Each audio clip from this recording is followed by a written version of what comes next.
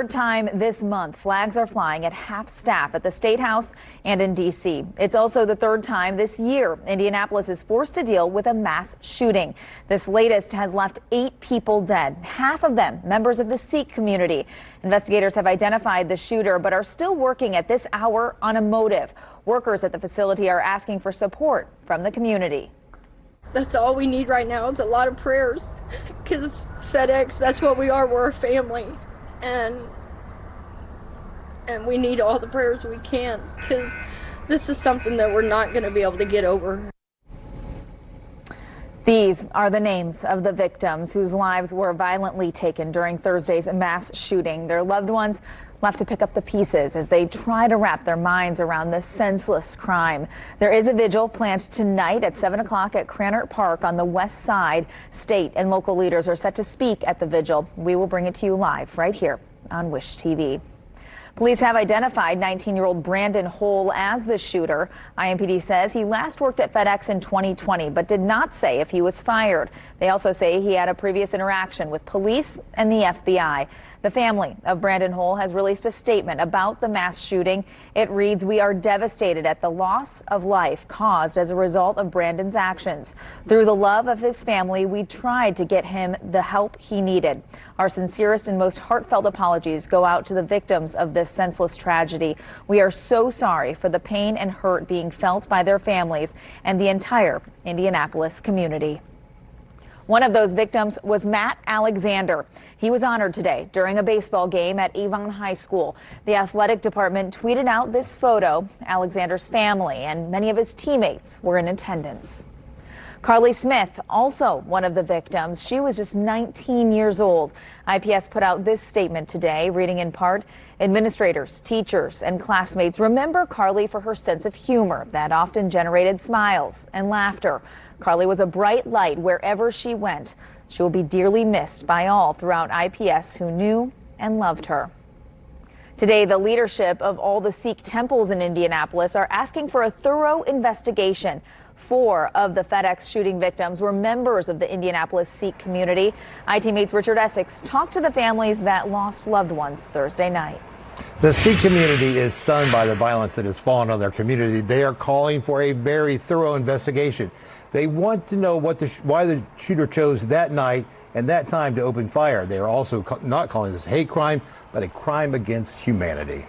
Celebrated Sikh artist and Indianapolis resident KP Singh attends this Sikh temple on the far southeast side of Indianapolis. It's a temple he shares with many of the families that lost loved ones Thursday night. These people won't be able to give what they were supposed to give because they have been taken away from us. It is our job to expand their dreams, learn about their dreams from their children and their families. Nadir Joel lost his 66-year-old mother Thursday night. The loss and pain is almost more than he can take. We lost the most important person there in our family. And I want to say she was the most lovable in our whole family.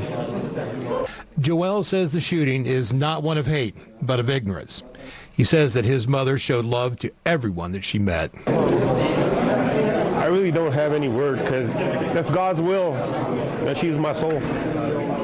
Through a translator, Gurnder Baines talked about his father, who had just started at FedEx and hadn't even collected his first check. Sundar Singh, he was my uncle, and his father was really gentleman and always loved the kids and walking around the streets. The whole community known him.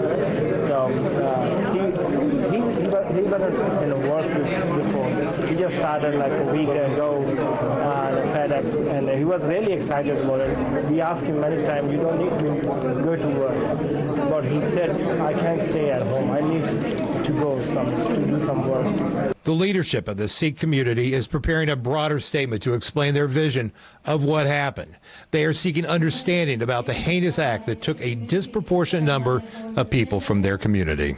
We do know, however, that the FedEx facility he targeted was well known for having a large Sikh workforce. Given everything our community has experienced in the past, the pattern of violence, bigotry, and backlash we have faced, it is impossible not to feel that same pain and targeting in this moment. The Sikh community is holding a special service for their members that were lost in the shooting on Sunday morning. In Indianapolis, Richard Essex, Wish TV, wishtv.com, and follow us on Facebook. Richard, thank you. Local leaders are also sharing their shock and calling for change. Indianapolis City County Councilor Allie Brown spoke with News 8. She's a Democrat representing the Far East Side. Investigators have not given much information about the weapon used during this shooting other than it was a rifle. Still, Brown is calling for stricter background checks and a ban on semi-automatic rifles. We need to talk about how much violence is happening with these guns, how we can stop this.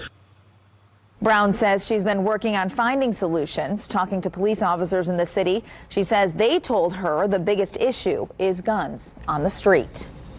And it's not only these mass shootings that are occurring. Every single day, there's a mass shooting in the United States if you count all those who were killed out on the streets of our cities and our rural areas.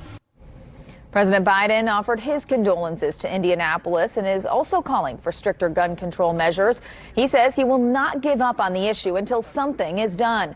Thursday's mass shooting comes a week after the president introduced a series of gun control executive orders. They include a crackdown on so-called ghost guns, restricting pistol braces, and new investments in intervention programs. Biden also directed the Justice Department to make a model for states to develop red flag laws. Our complete coverage of the mass shooting in Indianapolis continues online right now. Grab a device if you want to read more. You can download the Wish TV News app in your app store. We'll also stream any press conferences on our app as well as wishtv.com and our Facebook page.